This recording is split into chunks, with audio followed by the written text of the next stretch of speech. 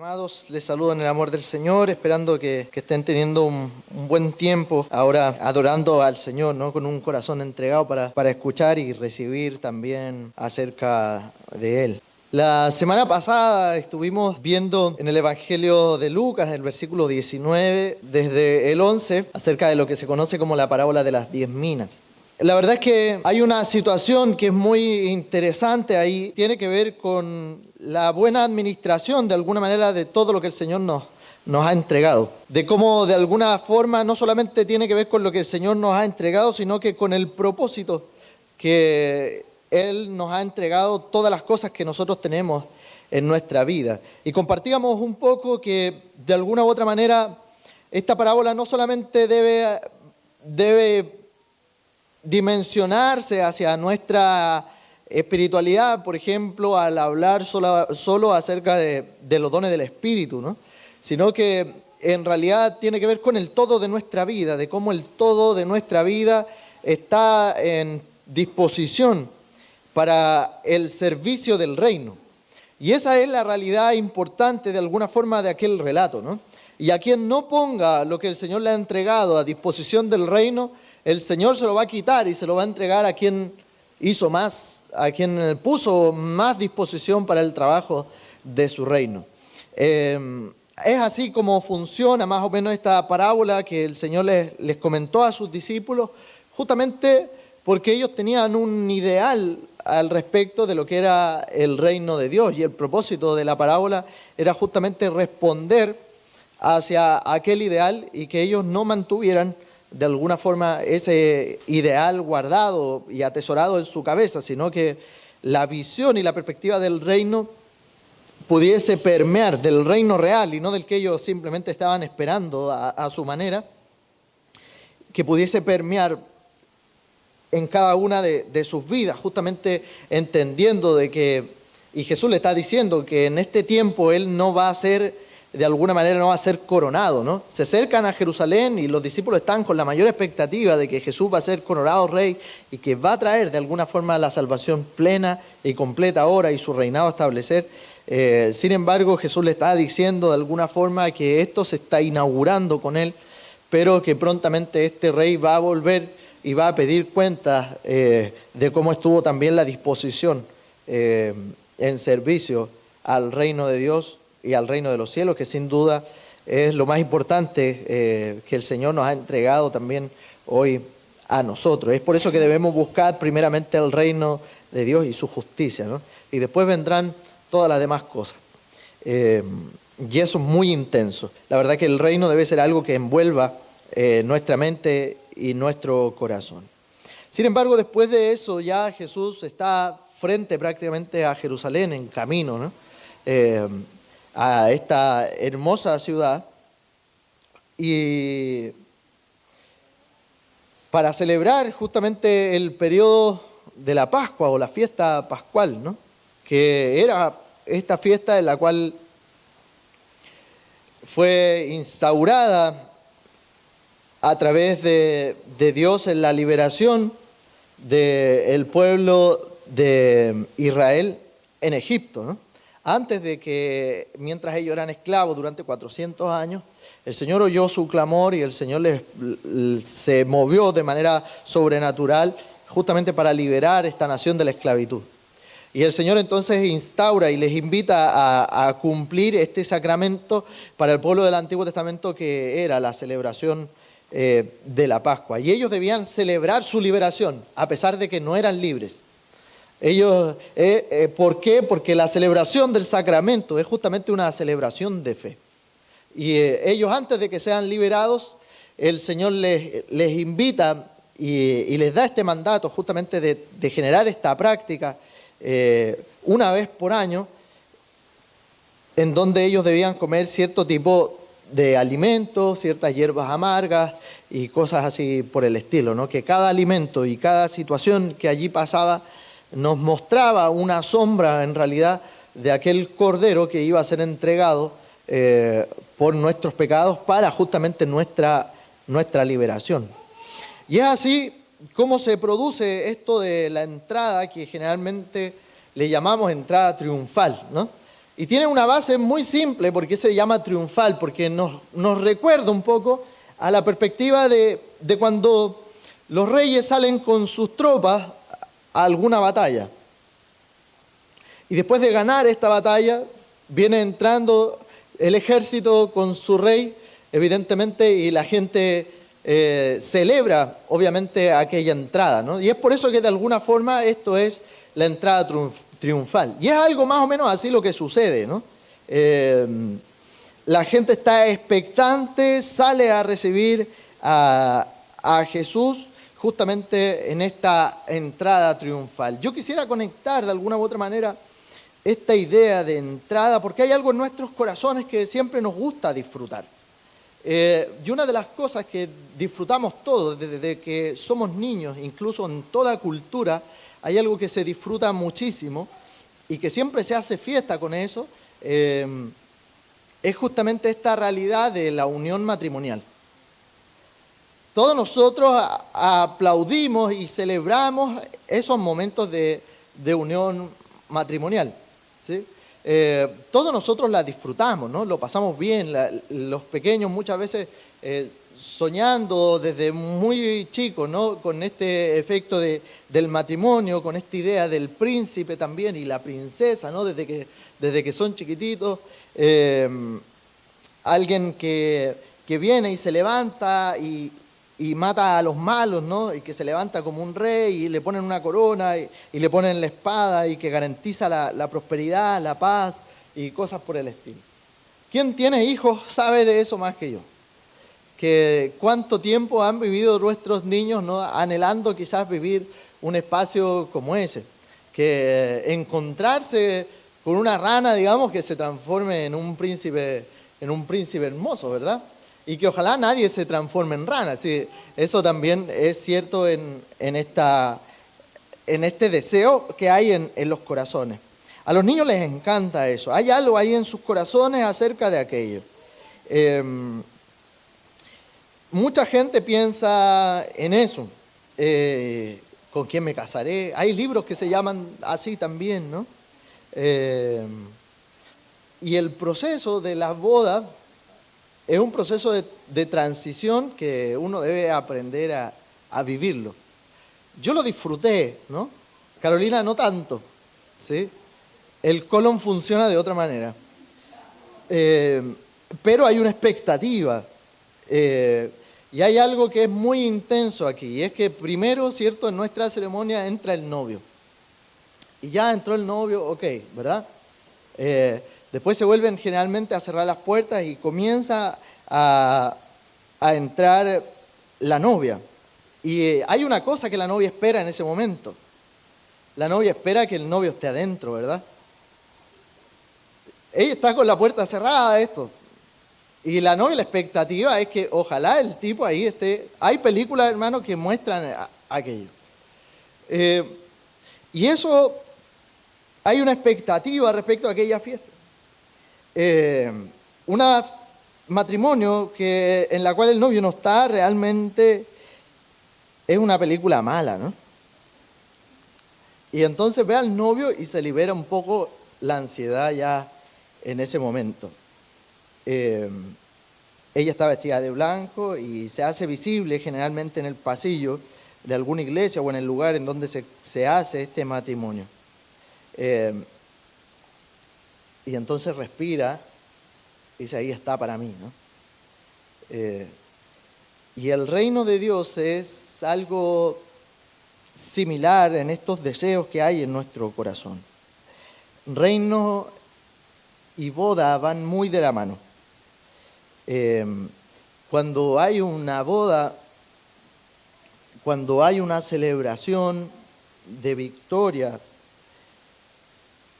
hay una euforia que nace de una manera espontánea, ¿no? Hasta la mamá o el papá que no hablaban nunca piden la palabra, ¿no? Porque hay una euforia contenida ahí en el corazón. De verdad que funciona de esa manera. Estoy seguro que la tía Patti va a hablar en ese momento. y nos vamos a emocionar con aquella erupción de emociones, ¿no? Y hoy vemos a Jesucristo como Rey y Salvador. Aquí hay un Mesías que está siendo reconocido de alguna manera como Rey, que viene entrando para tomar para sí a su novia. Y entonces reino y novia, y reino y matrimonio se unen, ¿no? Y un día también creemos que va a haber un gran matrimonio incluso entre este rey y esta esposa que va a unir a aquella realidad. La historia de la Biblia nos despierta esa esperanza. La historia de la Biblia nos menciona que Jesús es el príncipe de paz que entrará una vez más en la historia para tomar hacia su novia.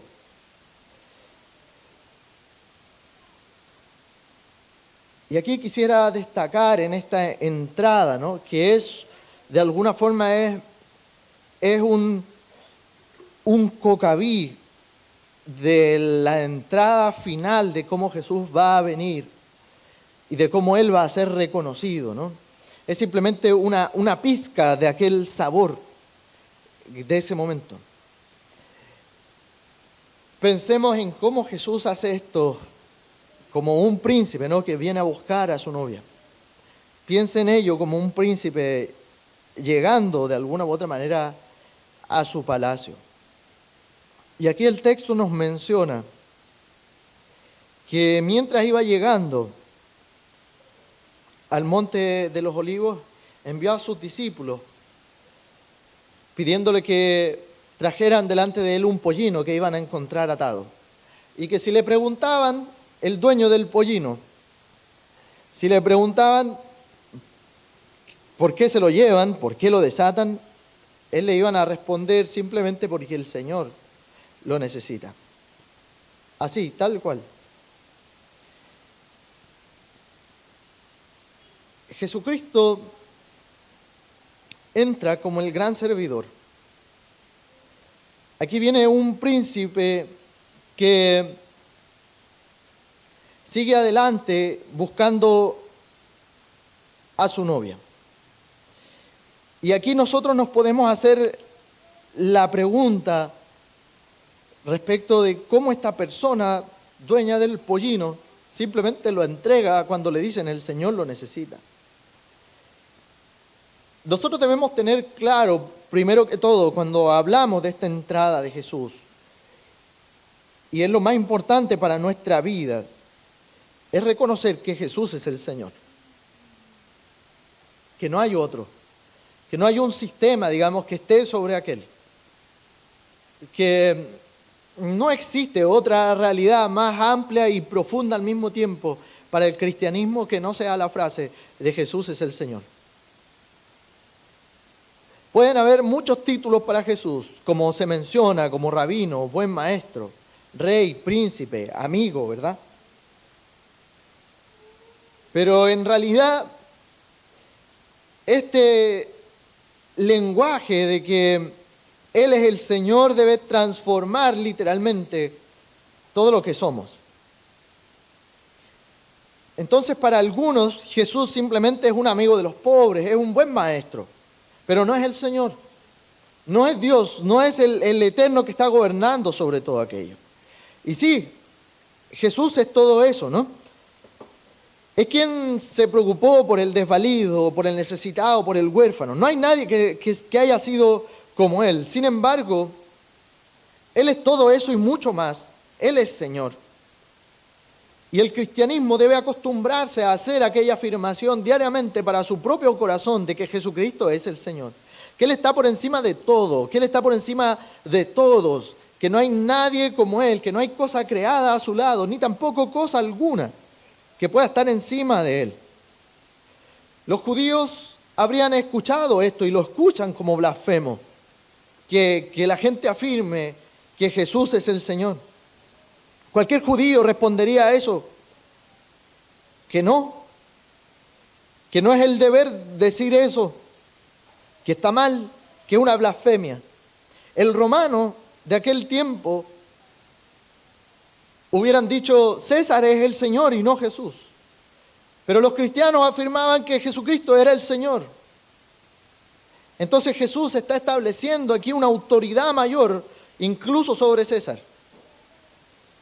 Y está haciendo énfasis que esa autoridad mayor no es necesariamente una autoridad que los discípulos primeramente tengan que preocuparse de afirmar a otros que Jesús es el Señor, sino que primeramente ellos deben estar convencidos de que Él es el Señor. Los discípulos, su iglesia hoy debe estar convencida absolutamente de que Jesús es el Señor y no otro. Y nadie como Él. Jesús les dice a sus discípulos, ¿no? Porque el Señor lo necesita. El discípulo tiene que estar convencido de esa realidad. Porque el discípulo de Jesús no ve otra realidad que no sea que Jesús es el Señor. Y debe calar en lo profundo de su corazón principalmente. Insisto, los romanos hubiesen respondido, César es el Señor. Pero Jesús estaba siendo enfático con sus discípulos, invitándolos a reconocer que Él es el Señor. Y entonces el Señor lo necesita. Y tú y yo necesitamos eso con todas nuestras posesiones.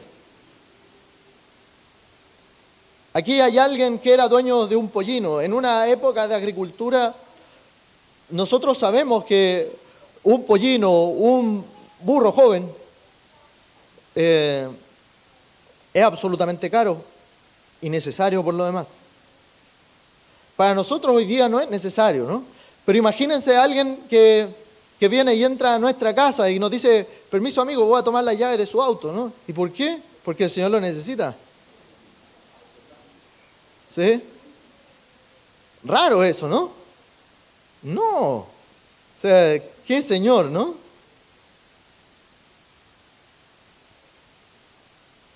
Entonces el Señor, nosotros los creyentes que afirmamos el señorío de Jesús, nosotros debemos entender que incluso somos administradores simplemente de lo que tenemos en nuestra casa, en nuestro hogar, en nuestra vida. No somos necesariamente los dueños últimos de aquello. Quizás mucho de nuestras posesiones, de nuestro sueldo o lo que sea,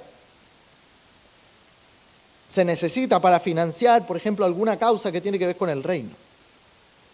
Quizás parte de nuestro sueldo, parte de todo lo que nosotros tenemos es necesario apartar justamente para financiar una causa que tenga que ver con el reino de los cielos.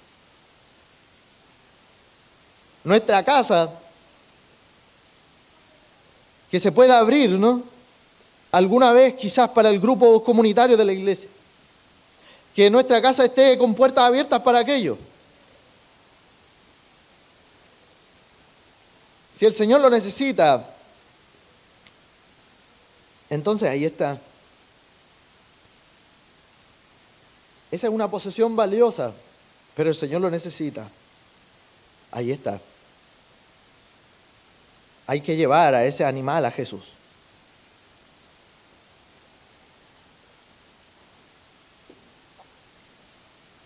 A veces yo no entiendo realmente nuestra sociedad y niveles de vida, en que existe un sobreendeudamiento muy grande, por ejemplo, y no queremos vender incluso nuestros autos ni siquiera por nosotros. Entonces, ¿cuánto necesitamos de alguna manera para que nuestras posesiones y lo que tenemos sea para bendecir y para el servicio del reino?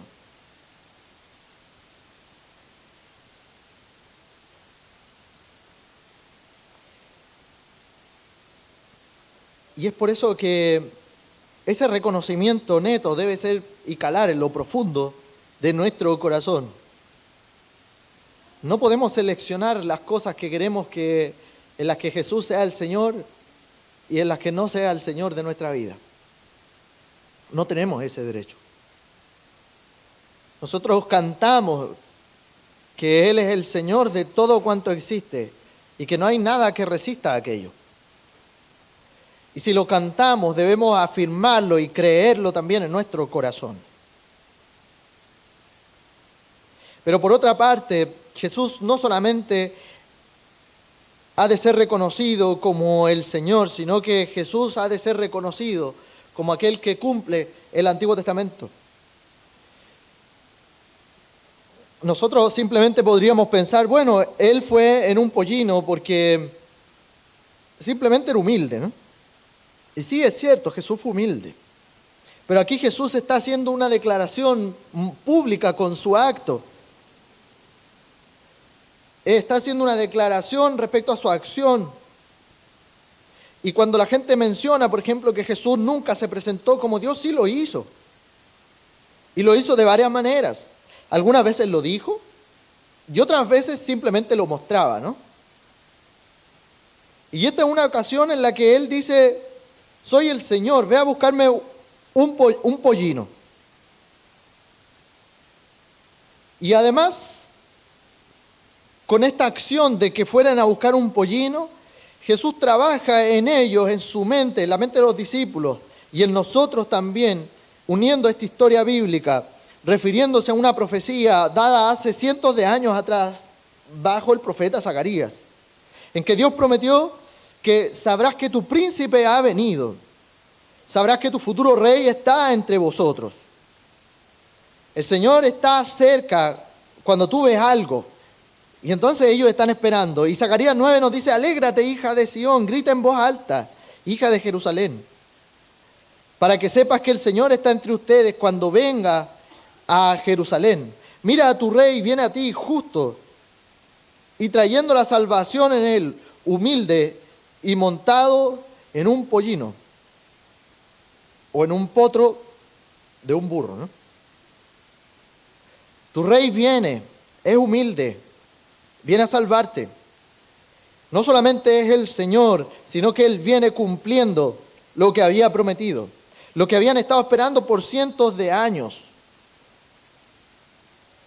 Piense en este ideal quizás de casamiento, ¿no? En donde el Señor, por así decirlo, vendría y le dijera a alguien, ¿sabes qué? Tú te vas a casar un día con una persona que entre vestido con una chaqueta de color azul y que, no sé, sea coreano, ¿no? Para algunos es fascinante. Y entonces, día tras día, esperan y cuando entra alguien con una chaqueta azul, con pintas de coreano, ¿verdad? Saben que es Él. Y Jesús está haciendo eso. Jesús está cumpliendo las profecías aquellas para mostrar justamente que Él es el Rey que había sido prometido en el libro de Zacarías. ¿Qué está montando? ¿Quién es ese? Es Jesús. ¿Qué está montando? Oh, un pollino.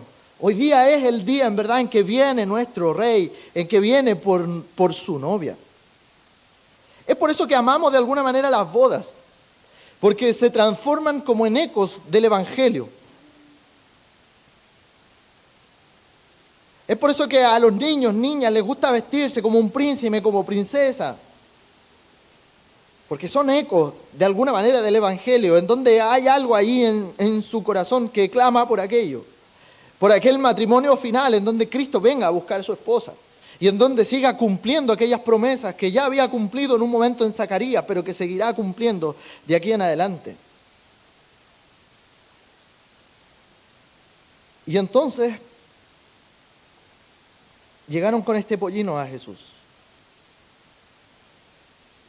y subieron a Jesús encima.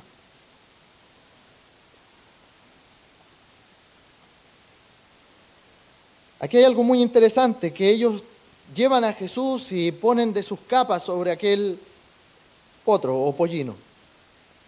Y Jesús se sienta sobre aquellas capas que ponen sobre él.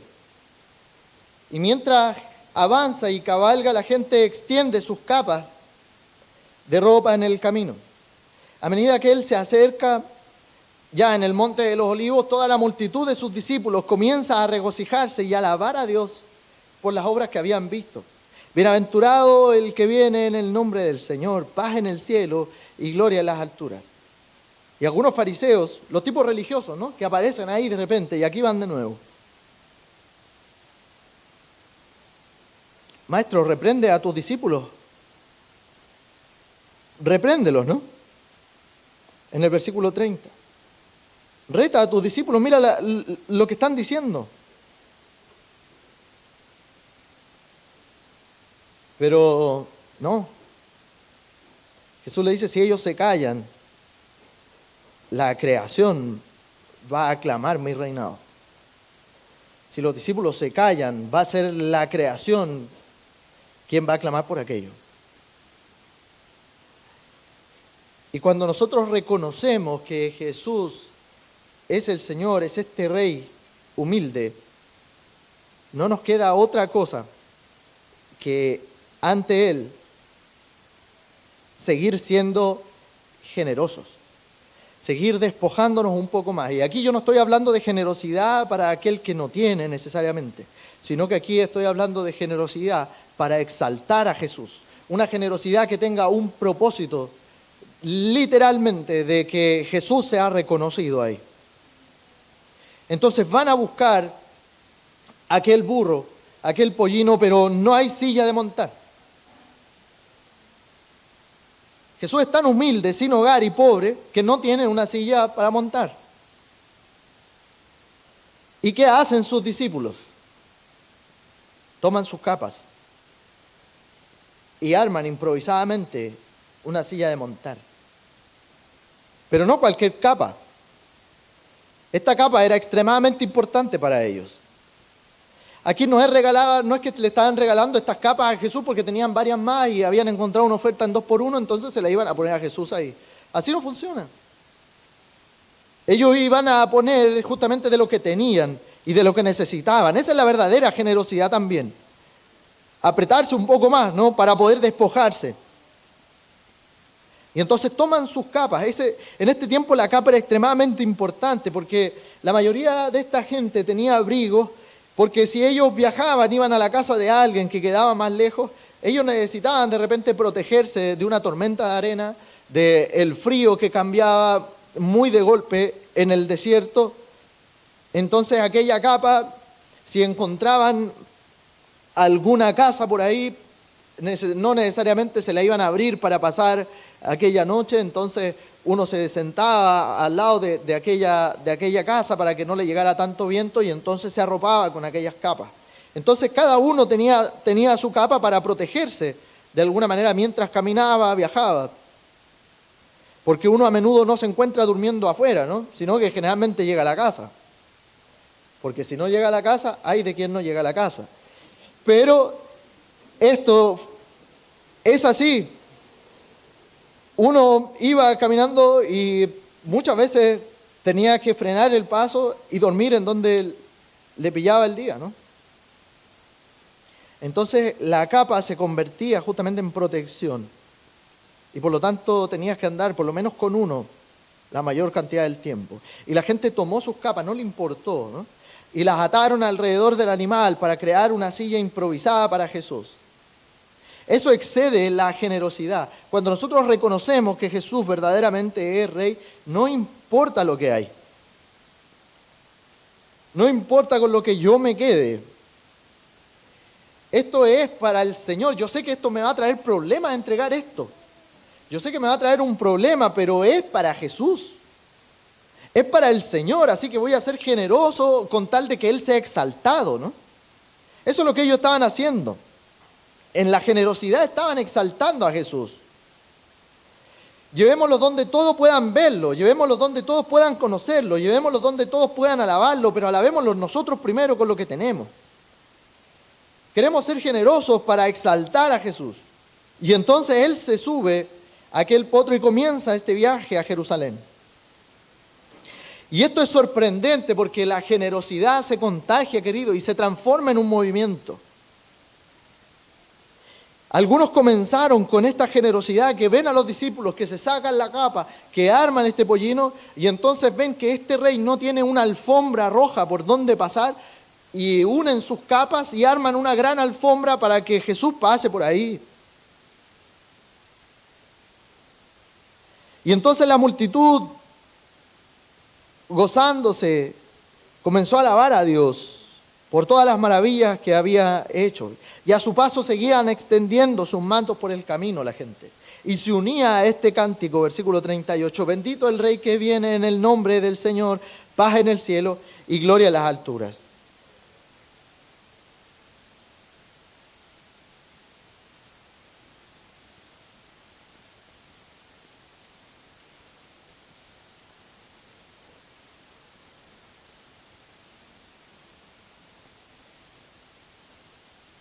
Y esto generó un movimiento en el que gente se le unía. Y la reacción de los religiosos, de los fariseos, es la reacción también de que no todos adorarán a Jesús. De que no todos los que lo recibieron en aquel momento iban a seguir siendo adoradores. Pero si alguien adoraba a Jesús, eventualmente todos se iban a unir. Entonces los discípulos van primero. Vamos a exaltar a Jesús, queremos ser generosos con Jesús, queremos servir a Jesús. Y entonces Jesús comienza su viaje a la ciudad y muchas personas se unen y toman de sus capas y las ponen en terreno ante Jesús.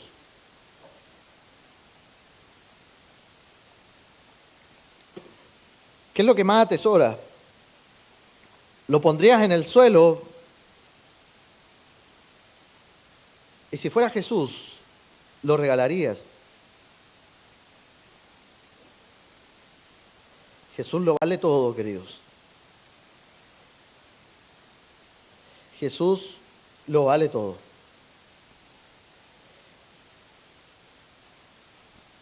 Pero también este texto nos enseña que Jesús es mayor que el rey David. Ustedes se preguntarán por qué. ¿Qué tiene que ver eso aquí? David entraba como un príncipe real dirigiéndose a su palacio o a su templo montado en un pollino. El rey David y la gente en general amaba tanto la gloria que se gesta en el reino en el tiempo de David, que David simboliza justamente este ejemplo, además de humildad en su reinado. Cuando abusó de su poder sabemos lo que pasó, pero hubo un tiempo en que David tuvo ese corazón humilde, aferrado al Señor, y él preparó ese presagio, ¿no? En los días de David, él andaba generalmente en un burro, simbolizando que no era como los reyes que habían a su alrededor, que era un rey muy distinto al rey de las naciones, que él no necesitaba mostrar grandeza, porque la grandeza estaba en Jehová. Por lo tanto, él quería identificarse incluso con el humilde, y no ostentaba en ropas. Quería amar humildemente y guiar a su pueblo. No quería dominarlo, de hecho. Y entonces él usaba un pollino para sus entradas como rey. Yo no soy como todos los demás. Yo no quiero entrar en un gran corcel. Y después del reinado de David, muchos reyes dejaron de montar pollinos, porque ellos pensaban erróneamente que no eran animales aptos para un rey. Y comenzaron a montar caballos. Pero aquí viene Jesús otra vez, a rescatar aquella historia, a hacerla presente, de vuelta en un burro, para que nosotros aprendamos que sí existen los reyes humildes, y que ese rey es mayor que David, y que ese rey merece la alabanza, y que ese rey merece que se le clame que es bendito el que viene. Y así entra Jesús, que Él es el cumplimiento de las promesas, que Él es mayor que David, que vendría un rey con mayor sabiduría a traer un reino mayor que no iba a tener fin. Y aquí está Jesucristo. Pero ¿cómo respondemos nosotros? Mucha gente se alegra y adora, celebran. Comienzan a regocijarse y alabar a Dios y claman, bendito el Rey que viene, en el nombre del Señor. Haciendo énfasis en el Salmo 118. La gente celebra y grita, alegres. Y hay un grito de adoración, de regocijo. Y este era un salmo en el cual se cantaba cuando un rey entraba posterior a la batalla contra enemigos, mostrando que su vida incluso estaba en peligro.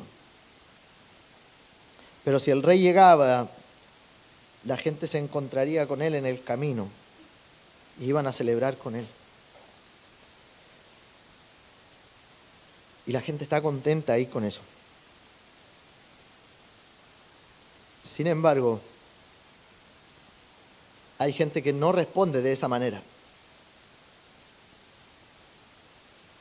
Y nosotros podemos tener esas dos respuestas también.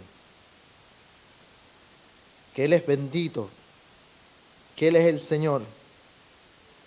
O podemos caer en dioses ajenos, hechos a semejanza nuestra, como lo hacían los fariseos. Maestro, reprende a tus discípulos, porque tú no eres rey. ¿Cuántos de nosotros hemos querido muchas veces que Jesús sea de tal o cual forma? Que nuestro Dios sea de tal o cual manera. Y entonces pareciera que clamásemos a Jesús y le dijéramos, Jesús, dile a aquellos que no digan eso de ti.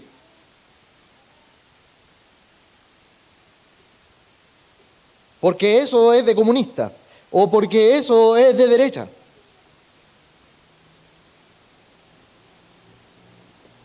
¿Cuántos de nosotros caemos en aquello?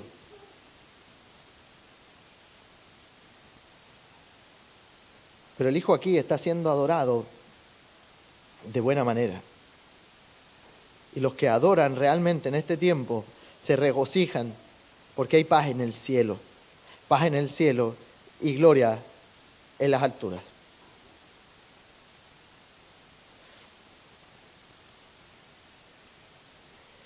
Se regocijaron así con ruido. Miren, somos adoradores que adoramos a ese rey. Debemos imaginar incluso cómo es esta pizca de sabor. Yo no sé si a usted le gusta el fútbol o va al estadio o ha ido a algún concierto, ¿no? Y toda esa euforia que se contagia de repente cuando sale el actor o cuando sale el equipo de fútbol. A mí me encanta ir al estadio, vivo lejos del estadio, así que no voy al estadio, ¿no? Y disfrutaba de los partidos de fútbol y gritaba y cantaba con euforia y celebraba los campeonatos.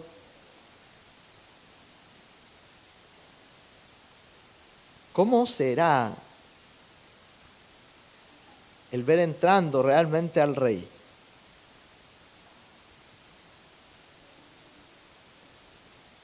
¿Cómo será aquella euforia de nuestro corazón? ¿Cómo será saber que todo el caos, todo el desorden, toda la inquietud y toda muerte en esta entrada del Rey fue quitada para siempre del mundo? Debemos pensar en aquello. Algunos se molestan porque hay gente más expresiva adorando al Señor a su lado, ¿no? Pero ¿sabes qué?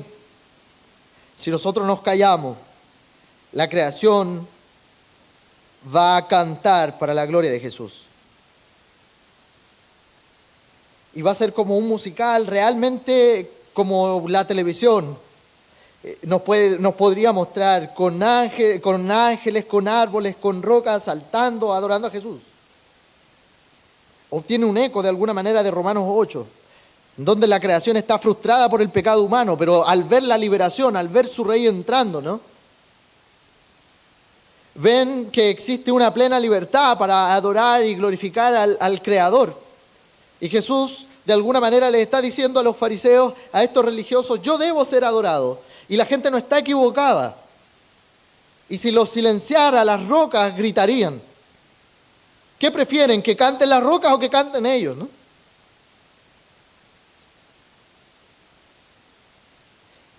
Y es por eso que a Jesús lo mataron, porque Él recibía y aceptaba la adoración. Queridos, ¿cómo está tu corazón esperando la euforia? Destella de alguna manera en adoración. ¿Sientes tu corazón a veces reprimido y apagado por no adorar al Señor? ¿Cómo está tu corazón ahí esperando al Salvador? Yo no sé, yo pareciera ser que hemos caído muchas veces porque yo he caído en una vida muy mecánica de adoración. En donde pareciera ser que no hay expectativa, en donde pareciera ser que hay que hacerlo porque está bien, Jesús es el Señor. Pero ¿dónde está el ánimo que hay en los corazones? ¿Dónde está el deseo, no? De adorar al Señor.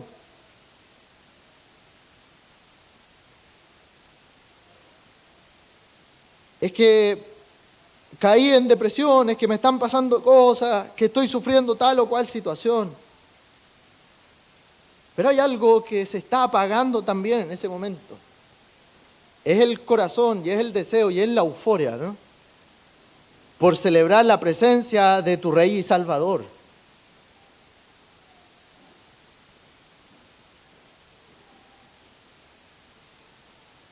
Cuando hemos caído enfermos y no hemos podido incluso venir al culto. ¿Qué pasó ese domingo en el corazón de cada uno de ustedes? ¿Qué pasó en el corazón de cada uno de nosotros?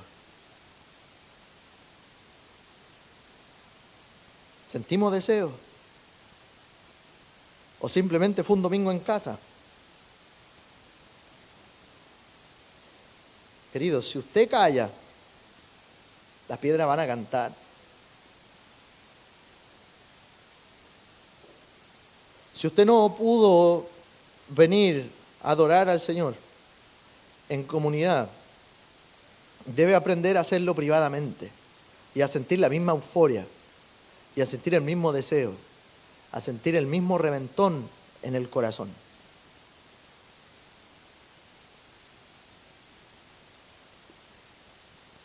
Yo he ido al estadio, he gritado, he quedado sin voz, literalmente.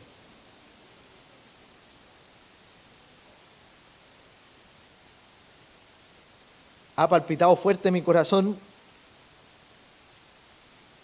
y con rabia muchas veces cuando han hecho goles al equipo que me gusta. Y ha palpitado así a full cuando no se concretan los goles. Y a veces me pregunto, ¿a cuánta velocidad palpita el corazón cuando la presencia de Jesús está ahí para recibir nuestra adoración? A veces me pregunto por ese deseo.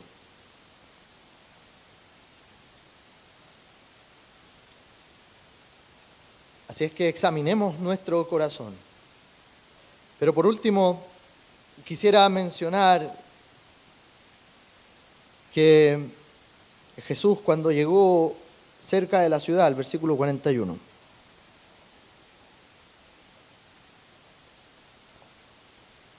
al verla, lloró sobre ella. Y dijo, oh, si tú también conociereis, a lo menos en este tu día, lo que es para tu paz, mas ahora está encubierto de tus ojos, porque vendrán días sobre ti cuando tus enemigos te rodearán con vallado y te sitiarán, y por todas partes te estrecharán, y te derribarán a tierra, y a tus hijos dentro de ti, no dejarán en ti piedra sobre piedra, por cuanto no conociste el tiempo de tu visitación. Queridos, en la Biblia no nos menciona las veces, no nos menciona que Jesús era una persona necesariamente entristecida. Pero sí nos menciona que Jesús lloró 2 veces. En la muerte de Lázaro. Y aquí en la entrada triunfal. Y es raro triunfal y ver al rey llorando. Y aquí Jesús no está llorando de emoción porque lo están recibiendo. Aquí Jesús está llorando con congoja, con tristeza. Que con ese mismo sentimiento de explosión que tenían los otros por adorarle, Él ahora explota de emoción en llanto por dolor. Y aquí simplemente Jesús llora por Jerusalén.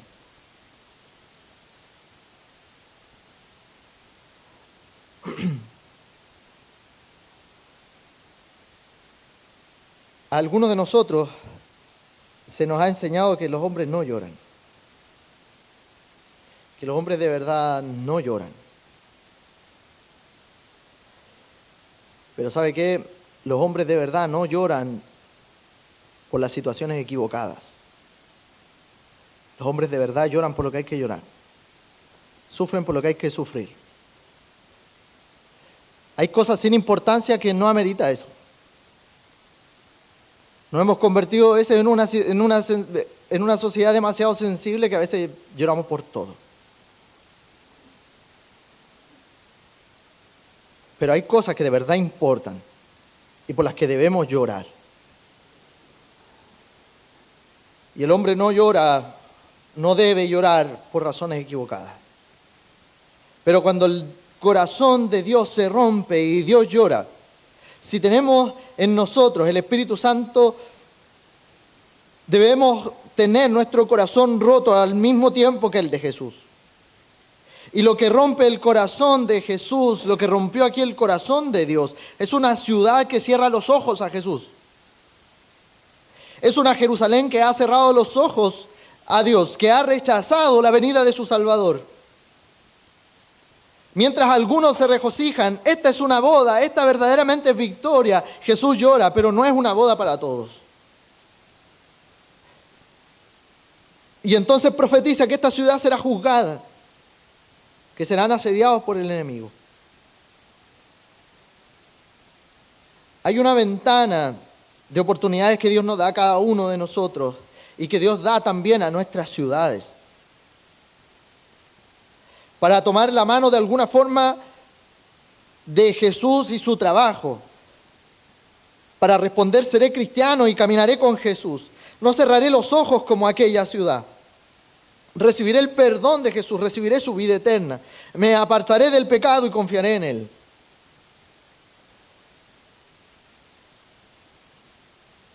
Pero el corazón de Dios debe ser nuestro corazón también, ya que el Espíritu Santo rompe también nuestro corazón muchas veces por las ciudades en las que vivimos.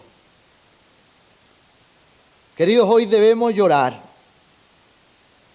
Hoy debemos sentir tristeza por lo que está sucediendo en nuestro país, pero por lo que ha acontecido también hace muchos años. Por la sociedad en la cual nosotros nos hacemos partes y partícipes y en la cual pensamos que es normal. Miremos nuestra ciudad, miremos verdaderamente nuestro país. No simplemente vengamos y digamos, no, cualquier marcha a mí no me va a beneficiar, ¿no? Porque a mí no me van a subir el sueldo mínimo. No podemos reaccionar de esa manera. Prácticamente así no me importa, y no estoy hablando del tema, no es el sueldo mínimo, ¿no? Sino que muchas veces no nos importa. A mí no me está tocando esto. ¿Por qué yo tengo que preocuparme del niño del Sename si yo nací en una familia? ¿Qué tengo que andar viendo yo con otro? Miremos nuestra ciudad. Muchas veces no somos capaces ni de mirar nuestra familia. Pero nosotros debemos entender que la ruina de nuestros países y de nuestras civilizaciones han venido solamente porque no reconocen a Jesús. Y si nuestras ciudades están arruinadas es porque no se conoce a Jesús. Y eso afecta a tus hijos, y eso va a afectar a tus nietos. Tienes un legado por generaciones, queridos. Tienes un legado por cambiar la cultura. Estoy apestado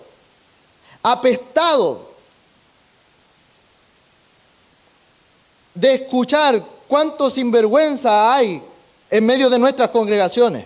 Apestado de gente que es capaz de evadir impuestos. Apestado de gente que es capaz de pagarle a otro para hacer el trámite más rápido. Apestado de quien es capaz de llamar a su amigo para que lo deje en el primer lugar en la postulación de su trabajo, queridos. Eso es una sociedad enferma y es pecado, es pecaminoso. Y eso contagia a tu cultura.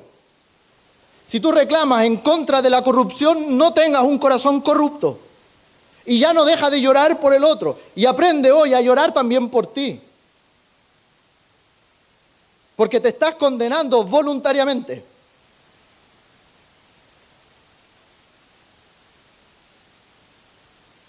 Deja de marcar el horario que no correspondía, sumándole horas extra.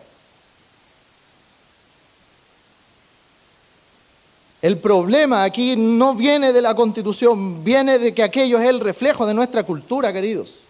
De la cultura de llegar tarde, de llegar al trabajo a tomar desayuno, de aprovecharnos cuando el jefe no está, de meternos al Facebook en horario de trabajo. Eso es pecado. No, es que es para distraerse, no, es horario de trabajo. ¿Servimos al Señor o no servimos al Señor ahí? No infectemos más a nuestra cultura. Recordemos una cosa, que nuestra ciudad y nuestro mundo, así como la carne, se pudre de manera natural si no tiene un congelador. Si la sal es insípida y no sirve, es natural que la carne se pudra. Dejemos de culpar a la carne porque se pudre, si está en su naturaleza. Está en la naturaleza de quien no conoce a Jesús destruir su propia vida y destruir la de los demás. Pero en el reino de Dios, si contribuimos al reino de Dios, podemos ser esa sal que funciona y que frena la pudrición de este mundo. Eso es así, queridos. Paremos de culpar y de responsabilizar aquella carne que está fuera del refrigerador, porque es lo más natural que se pudra. Es lo más natural. ¿Qué esperamos?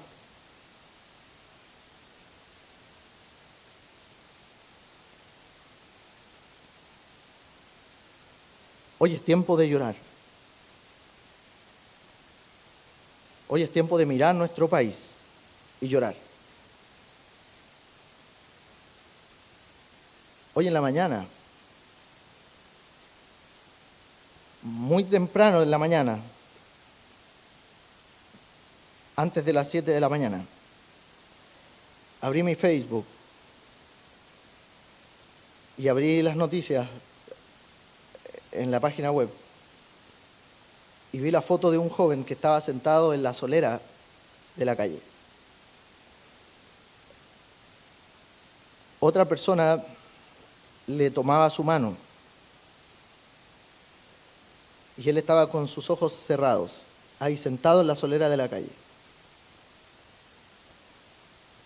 Y no brotaban lágrimas en sus ojos, brotaba sangre. 22 años tiene. Él quedó ciego. Él perdió ambos ojos. No perdió uno solo, como más de los 100 personas que han perdido ese ojo. Él ya no va a tener la oportunidad de poder volver a ver. Y él no estaba en un centro asistencial. Él entendía lo que había pasado en ese momento. Solo estaba tomado de una mano firme que probablemente estaba ahí para contener esa realidad. Y hay que llorar. Y hay que llorar. Y hay que sentir pena, dolor y dejar de sentirnos culpables por lo que está sucediendo. Jesús no se quedó ahí mirando desde lejos Jerusalén. Jesús se dejó de tontería, querido. Jesús no permaneció ahí llorando, mirando con tristeza a Jerusalén. Había algo que Jesús hacía así. Y era subir constantemente al Monte de los Olivos, desde donde se ve la ciudad. ¿Desde qué posición usted contempla aquella ciudad? Es tiempo de conocer la ciudad, de conocer sus problemas, de compartir con el otro y de poder mostrar el reino de los cielos. Jesús entró a aquella ciudad para mostrar santidad, para mostrar el reino de los cielos en Él mismo. Por lo tanto, queridos, no es demasiado tarde. No es demasiado tarde no solamente para llorar, pero tampoco es demasiado tarde para alegrarse. Porque aunque Jesús esté llorando, Él llora por causa de que hay también una buena noticia. No es demasiado tarde para ti. Si es que tú no conoces a Jesús como tu Señor, no es tarde, porque sigues vivo. Puede llegar hoy la alegría a tu corazón. Regocíjate con nosotros. Ama, sirve, confía en Jesús como el Señor, como el Salvador. No es demasiado tarde. Para aquellos que son religiosos y les gusta criticar cómo adoran otras personas en lugar de adorar, en vez de decir no me gusta cómo lo hacen, eso es mucho mejor que no lo hagan. Es mucho mejor no decir no me gusta cómo adoran al Señor que decir que no lo hagan. Es mucho más fácil criticar a alguien que ser un adorador. Es mucho más fácil criticar a alguien que explotar en emoción. Así que a medida que avanzamos en nuestra vida cristiana, aprendamos a adorar a Dios. No se preocupen por lo que el otro está haciendo. Si te alegra, levanta tu voz. Si te alegra, levanta tus manos. Y eso es bueno para nosotros. Para aquellos de ustedes que fueron, no sé, los primeros quizás en ser generosos con Jesús, de conocerlo antes que otros. Tal vez tú has estado en esta congregación durante mucho tiempo. Quizás tú eres discípulo de Jesús durante mucho tiempo. Y quizás eres como los discípulos que fueron y tomaron el potro y armaron la silla de montar improvisada y se sacaron las cosas para que Jesús la utilizara. Hoy mientras adoran y se regocijan, quiero que se alegren y digan, esto lo comenzamos cuando había un par de personas. Cuando en Chile no existía el Evangelio, hubo un grupo de personas que llegó aquí a generar un cambio. En mi familia solamente había un grupo de personas. En el grupo de vida asiste solamente un grupo de personas. Pero hoy somos mucha gente. Y la gente viene a Jesús y usted viene a Jesús. Y esa es una vida grandiosa. Así que de ese tiempo también para estar alegre, porque no es demasiado tarde para alegrarse. Y hay suficiente en Jesús para estar alegre. A pesar de la dificultad, hay suficiente para Jesús, para nosotros, porque está Jesús en nuestra vida. Bendito es el que viene en el nombre del Señor. Paz en el cielo y gloria en las alturas. Jesús vino para traernos paz y de esa manera Dios fuese glorificado en las alturas. No es tarde para estar alegre, no es tarde para conocer a Jesús, no es tarde para dejar de ser un religioso y abrazar la realidad del reino de los cielos, que es una realidad que trae esperanza, que es una realidad verdadera para hoy y para mañana.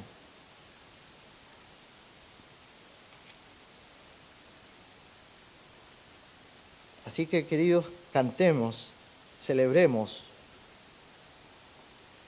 porque la boda real ya comenzó y aún no está terminada. Que el Señor nos bendiga, nos anime en este tiempo de dificultades para todos y que en nuestra vida siempre esté nuestro corazón dispuesto para reconocer que Jesús es el Señor, el quien iba a venir prometido del Antiguo Testamento, a quien hay que entregar nuestra generosidad